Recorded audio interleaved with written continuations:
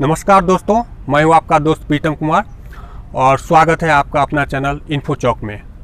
आज जो मैं टॉपिक पे डिस्कशन करने जा रहा हूं, जो आपको बताने जा रहा हूं, वो है सैलरी अकाउंट के फ़ायदे और डेबिट कार्ड के फ़ायदे।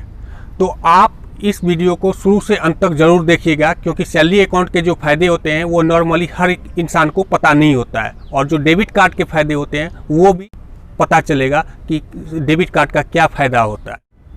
तो चलिए शुरुआत करते हैं, जानते हैं कि सैलरी अकाउंट होता क्या है। नॉर्मली सैलरी अकाउंट जो होता है वो या तो कॉरपोरेट वर्ल्ड या पार्टनरशिप फर्म या सरकारी नौकरी जो करते हैं उनका जो अकाउंट बैंक में खुलता है एम्प्लॉय का, वो सैलरी अकाउंट होता है। सैलरी अकाउंट के लिए क्या क्या डॉक्यूमेंट्स ज़रूरी होते हैं? सैलरी अकाउंट के लिए डॉक्यूमेंट्स जो ज़रूरी होते हैं वो है HR का लेटर, आपका पैन कार्ड, आपका आधार कार्ड, आपका वोटर इलेक्शन ID कार्ड, ये सब चीज़ें आपको ज़रूरत पड़ती है। तो वो HR का जो लेटर होता है वो बैंक में सबमिट किया जाता है और वहाँ पे जो है आपका अकाउंट इंस्टेंटली खुल जाता है। अब हम जानते हैं कि एक सैलरी अकाउंट और एक सेविंग्स अकाउंट होता है, उसमें डिफरेंस क्या होता है।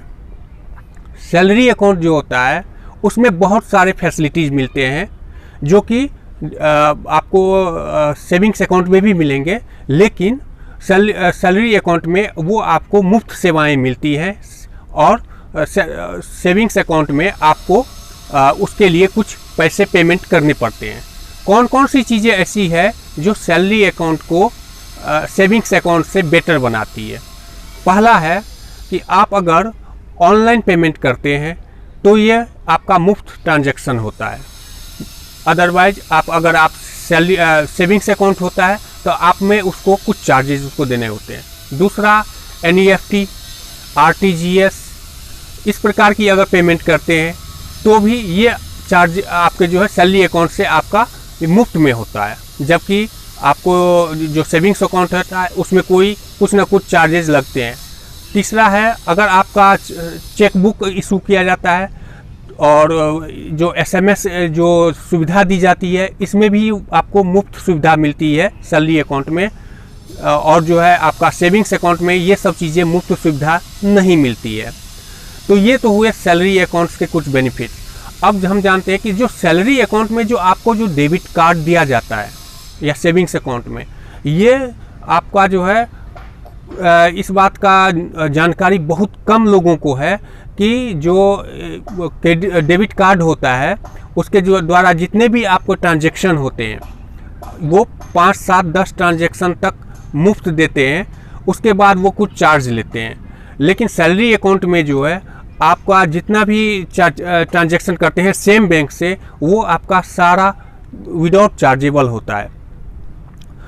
उसके बाद ये बताता हूँ कि जो आपका जो डेबिट कार्ड जो होता है उसमें क्या होता है कि आपका जो इंश्योरेंस होता है वो, जो कि हर किसी इंसान को पता नहीं होता है कि जो डेबिट कार्ड बैंक हमें इशू करती है उसमें हमें इंश्योरेंस प्रोवाइड किया जाता है। वो 1 लाख रुपये से लेके 10 लाख रुपये तक होता है, लेकिन वो कंडीशनल होता है। अगर आपका किसी भी प्रकार का एक्सीडेंट हो जाए, आप परमानेंटली डिसेबल्ड हो जाएं, या फिर आपकी मौत हो जाए या डेथ हो जाए, तो उस कंडीशन में आपके परिवार वालों को अगर डेबिट कार्ड है, आपने इशू करा रखा है और पिछले 3 महीनों में आपने कोई भी एक ट्रांजैक्शन कर रखा है, तो आपको जो है बैंक वाला 1 लाख रुपये से लेके 10 लाख रुपये तक का जो इंश्योरेंस क्लेम होता है वो आपको प्रोवाइड कर देता है। लेकिन नॉर्मली क्या होता है कि इंसान किसी भी पर्सन को जो है ये पता नहीं होता है, तो वो क्लेम बैंक वाले जो हैं वो चीज़ें आपको प्रॉपर जानकारी नहीं देते हैं जो कि बैंक वाले को देना चाहिए। एक चीज़ और है कि आपको ऐसे क्लेम लेने के लिए किन किन डॉक्यूमेंट्स की ज़रूरत पड़ती है। सबसे पहले आपको जो डॉक्यूमेंट्स की ज़रूरत पड़ेगी, आपका जो डेबिट कार्ड है वो स्लिप कार्ड चाहिए जो पिछले 3 महीने में एक भी ट्रांजैक्शन आपने कर रखा हो। दूसरा आपका डॉक्टर का सर्टिफिकेट चाहिए जो जहाँ पे आप भर्ती हैं। तीसरा जो भी आपका मेडिकल प्रिस्क्रिप्शन है वो चाहिए। और वो डेबिट कार्ड की कॉपी चाहिए, बैंक स्टेटमेंट की कॉपी चाहिए। अगर ये चीज़ें आपने सबमिट करी तो बैंक वाला आपको जितने भी अमाउंट का उसके यहाँ अपने यहाँ वो एक्सीडेंटल क्लेम होगा वो आपको इमीडिएट ट्रांसफ़र कर देगा विदिन 48 आवर्स में। ये इसके लिए सबसे बड़ी खासियत बात होती है। दूसरा है सैलरी अकाउंट। यदि आपका बेहतरीन तरीके से चल रहा है तो एक बैंक क्या करता है कि आपको वेल्थ क्रेडिट मैनेजर एक दे देता है कि अगर आपका जो अकाउंट में 1 लाख रुपये से ज़्यादा का सैलरी आ रहा है तो आपके लिए एक स्पेशल से क्रेडिट मैनेजर दे देता है कि वो आपका सारा डॉक्यूमेंट्स का प्रोसेस, आप अगर शेयर और डिवेंचर में पैसे इन्वेस्ट करना चाह रहे हैं उसमें भी आपको जो है वो हेल्प करता है, सपोर्ट करता है। तीसरा होता है कि अगर आप डीमेट अकाउंट खुलवाना चाहें तो वो भी आपको उसी अकाउंट के बेस पे आपका डीमेट अकाउंट भी खुल जाता है, जो कि शेयरों का ट्रेडिंग और लिस्टिंग का होता है।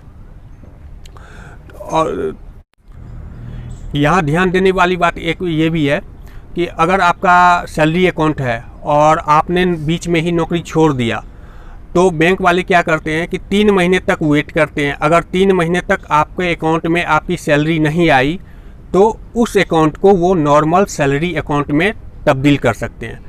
लेकिन अगर आप 3 महीने के बाद किसी और कंपनी में जॉब कर लेते हैं तो आप चाहें तो उसी अकाउंट को फिर से, जो आपका सेविंग अकाउंट में तब्दील हो गया है, कन्वर्ट हो गया है, उसी अकाउंट को फिर से सैलरी अकाउंट में भी ट्रांसफ़र कर सकते हैं। इसके लिए आपको सिर्फ एक HR से लेटर लिखवानी पड़ेगी और बैंक में जमा करवाना पड़ेगा कि आपको उसी अकाउंट में पैसे चाहिए। आई होप जो मैंने आपको सैलरी अकाउंट के फ़ायदे बताए और डेबिट कार्ड के फ़ायदे बताए वो आपको काफ़ी कुछ क्लियर किया होगा। अगर आपके मन में कोई भी क्वेश्चन है तो आप मुझे कमेंट सेक्शन में ज़रूर लिखें, मैं आपका ज़रूर रिप्लाई करूँगा। Thank you very much.